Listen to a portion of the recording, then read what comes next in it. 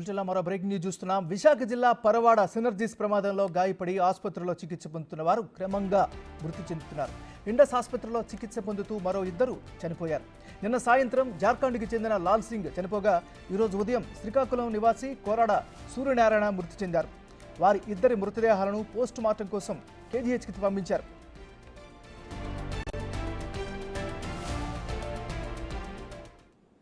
బుల్టెన్లో మనం breaking news చూస్తున్నాం. విశాఖ జిల్లా పరవాడ సినర్జీస్ ప్రమాదంలో గాయపడి ఆసుపత్రిలో చికిత్స పొందుతున్న వారు క్రమంగా చనిపోతున్నారు. ఇండస్ ఆసుపత్రిలో చికిత్స పొందుతూ మరో ఇద్దరు చనిపోయారు. నిన్న సాయంత్రం జార్ఖండ్కి చెందిన లాల్ సింగ్ చనిపోగా ఈరోజు ఉదయం శ్రీకాకుళం నివాసి కోరాడ సూర్యనారాయణ చనిపోయారు. వారి ఇద్దరి మృతదేహాలను పోస్ట్ మార్టం కోసం కేజీహెచ్కి పంపించారు. ఇక ఈ ఘటనకు సంబంధించి మరింత తాజా సమాచారాన్ని విశాఖ నుంచి మా రిపోర్టర్ నాయుడు అందిస్తారు. నాయుడు, చెప్పండి, మీ దగ్గర ఉన్న అప్డేట్స్ ఏంటి?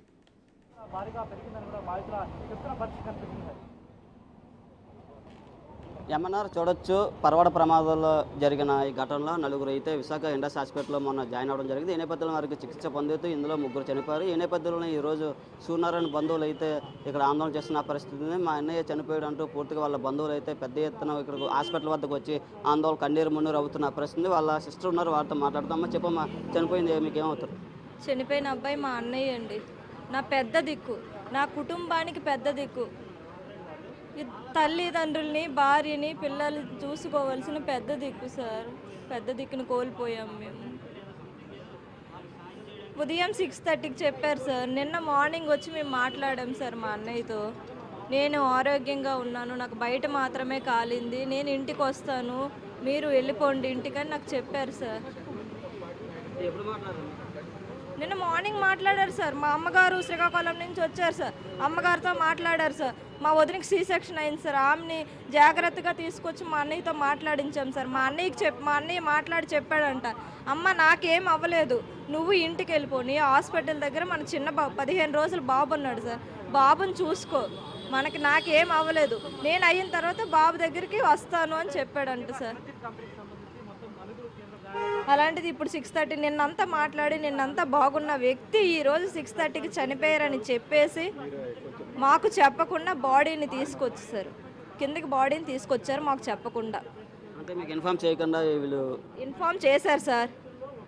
మేము సూర్యనారాయణ కాపాడలేకపోయాం అన్నట్లు చెప్పేశారు సార్. చెప్పేసి మా ఫ్యామిలీ అంతా పైన డిస్కస్ చేస్తూనే లోగా వెనక నుంచి అంబులెన్స్ దగ్గర తెచ్చేసారు సార్ తన్ని బాడీని. ఎన్ని సంవత్సరాలు ఉంటాయమ్మా? మా అన్నకి 35 ఉంటాయి సార్. 35 ఇయర్స్, 35, 36 ఇట్లా రన్ అవుతుంది సార్ వాడి వయసు. మొత్తంగా మీరు ఏం డిమాండ్ చేస్తున్నారు ప్రభుత్వాన్ని కానీ అలాగే హాస్పిటల్?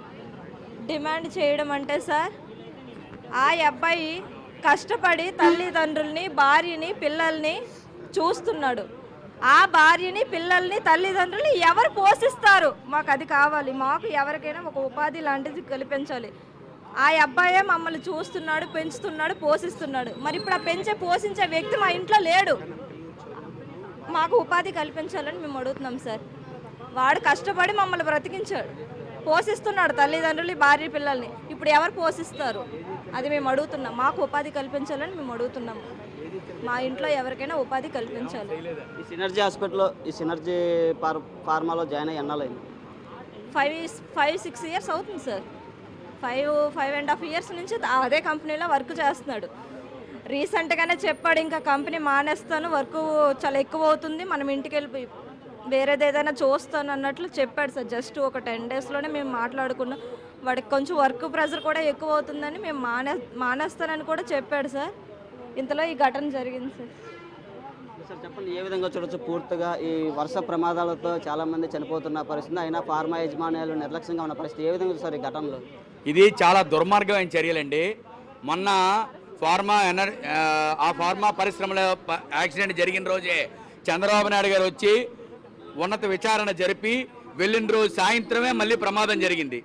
పరవాడ SEZలో ఫార్మాసిటీలో సినర్జియా కంపెనీలో నలుగురు తీవ్రంగా గాయపడి ఇండస్ ఆసుపత్రిలో ట్రీట్మెంట్ పొందారు. ఈ నలుగురికి తర్వాత ప్రభుత్వం ఏ విధమైన నష్టపరిహారం ప్రకటించలేదు. వరుసగా ఒకరి తర్వాత ఒకరు ఈ రోజుకి ఉదయానికి ముగ్గురు చనిపోయారు. ముగ్గురు జార్ఖండ్ వాళ్ళు, ఒకరు విజయనగరం జిల్లాకు చెందినటువంటి సూర్యనారాయణ ఆయన ఈ 65% అబో కాలిపోయిన దాంతో ట్రీట్మెంట్ పొంది ఈరోజు చనిపోవడం జరిగింది. ప్రభుత్వం నుంచి ఏమాత్రం నిర్లక్ష్యంగా వ్యవహరిస్తున్నారు తప్ప మనిషికోలా వ్యవహరిస్తున్నారు, మరోలా వ్యవహరించట్లేదు. అన్ని విధాలా ప్రభుత్వం గత ఎసెన్షియా కంపెనీలో ఏ రకంగా అయితే నష్టపరిహారం చెల్లించిందో అదే తరహాలో నష్టపరిహారం చెల్లించి బాధిత కుటుంబాలకు న్యాయం చేయాలని మేము సిఐటిగా డిమాండ్ చేస్తున్నాం. మేము జిల్లా కలెక్టర్ గారితో మాట్లాడాం, హోమ్ మినిస్టర్తో మాట్లాడాం. ఖచ్చితంగా మేము న్యాయం చేస్తామని మన జిల్లా కలెక్టర్ గారు చెప్పారు. అనకాపల్లి జిల్లా కలెక్టర్ గారు వచ్చి దీన్ని ప్రకటన చేస్తారని చెప్పారు. ఆ రకంగా ఆదుకోకపోతే మేము ఇంకోటి కూడా చెప్తున్నాం, ఈ రోజున డబ్బులు చెల్లించి చేతులు దులుపుకుంటున్నారు. మేము ఇటువంటి ప్రమాదాలు జరగకుండా జాగ్రత్తలు తీసుకోమని చెప్తున్నాం. సేఫ్టీ ఆడిట్ నిర్వహించాలని, యాజమాన్యాన్ని శిక్షించాలని మేము డిమాండ్ చేస్తున్నాం. డబ్బులు అనేది ముఖ్యం కాదు, యాజమాన్యాన్ని శిక్షిస్తే ఖచ్చితంగా న్యాయం జరుగుతుంది. యాజమాన్యాన్ని శిక్షించకపోతే ఇటువంటి ప్రమాదాలు నిరంతరం సంభవిస్తూనే ఉంటాయి. కార్మికుల ప్రాణాలకి డబ్బులు లెక్కగట్టి పంపిణీ చేస్తుంటారు. కాబట్టి యాజమాన్యాన్ని అరెస్ట్ చేయాలి, శిక్షించాలి. అలాగే ప్రభుత్వం తరపున పూర్తిగా వీళ్ళు అన్ని రకాలుగా ఆదుకోవాలని డిమాండ్ చేస్తున్నాం. చెప్పండి, చనిపోయిన మీకు ఏమవుతారు? అలాగే మీరు ఉదయం నుంచి ఆందోళన చేస్తున్న హాస్పిటల్ యాజమాన్యం స్పందించిందా?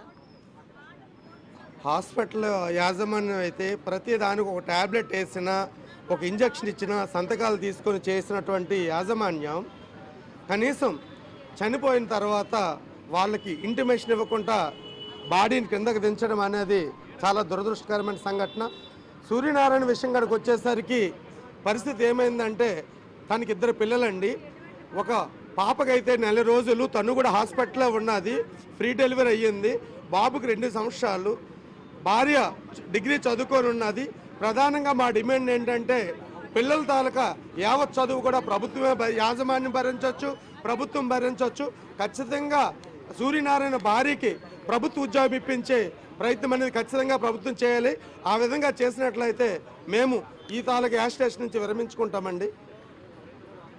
ఇది ఎంఎన్ఆర్ పూర్తిగా చూడొచ్చు. అయితే సూర్యనారాయణకి తగిన న్యాయం జరగాలంటూ అలాగే ప్రభుత్వాన్ని కూడా వీళ్ళు డిమాండ్ చేస్తున్నారు. హాస్పిటల్ యాజమాన్యం కూడా నిర్లక్ష్యంగా ఉందని అయితే వీళ్ళు చెప్తున్నారు. ఏదైనప్పుడు కూడా ఈ ఫార్మా ప్రమాదాలు జరగడంపై వరుస ఆడిట్ కూడా జరగడం లేదని, ఎందుకంటే సేఫ్టీ మెజారిటీస్ ప్రతి ఫార్మా కంపెనీలో ఫాలో అవ్వాలి. అలాంటిది పూర్తిగా ఫార్మా యాజమాన్యం నిర్లక్ష్యంగా ఉండడం వల్ల ఇలాంటి ప్రమాదాలు వరుసగా జరుగుతున్నాయి. ఎందుకంటే ఆ రోజు అచితాపురం సెజ్లో జరిగిన అందులోనే 18 మంది చనిపోగా, మరి ఆ తర్వాత ఈ ఘటన కూడా జరగడంతో పూర్తిగా ఉలిక్కిపడుతుంది. ఫార్మాలో పనిచేయాలంటేనే ఉద్యోగులు కూడా భయపడే పరిస్థితి అయితే వచ్చింది. ఈ నేపథ్యంలో ఇప్పుడు సూర్యనారాయణ కుటుంబానికి అయితే మాకు న్యాయం చేయాలంటే వీళ్ళు ధర్నా చేస్తున్నారు.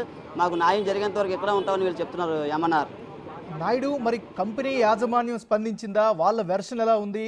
వీళ్ళ డిమాండ్లకు ఓకే చెప్తున్నారా?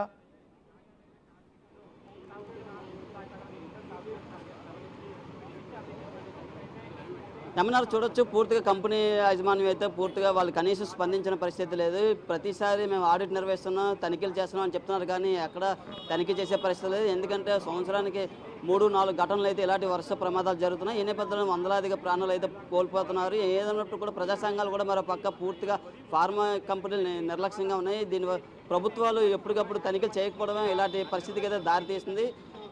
కఠినంగా వీళ్ళపై చర్యలు తీసుకుంటేనే తప్ప దారిలోకి రావని అయితే వాళ్ళు చెప్తున్నారు. మరోపక్క పరిశ్రమలు కావాలి, కానీ వాటితో పాటు జాగ్రత్తలు కూడా తీసుకోవాలని మరోపక్క ప్రభుత్వం కూడా చెప్తుంది. ఏదైనప్పుడు కూడా పూర్తిగా ఫార్మా యాజమాన్యాలు అయితే పూర్తిగా నిర్లక్ష్యంగా ఉన్నాయని చెప్తుంది. ఇంత ఘటనలు జరుగుతున్న ఒక్క యాజమాన్యం కూడా అచితాపురం కంపెనీ కానీ అలాగే ఇప్పుడు ఈ పరవర్తి కూడా ఎవరు స్పందించలేని పరిస్థితి అయితే ఉంది. పూర్తిగా యాజమాన్యాలు చాలా నిర్లక్ష్యంగా ఉన్నాయని చెప్తున్న పరిస్థితి. పూర్తిగా ఇక్కడ చూడొచ్చు, వాళ్ళ బంధువులు కూడా ఎంతో నిరీక్షిస్తున్న పరిస్థితి ఉంది. ఇక్కడ మరోపక్క బాధితులు కూడా ఆందోళన చేస్తున్న పరిస్థితి అయితే మనం విజువల్స్లో కూడా చూస్తున్నాం.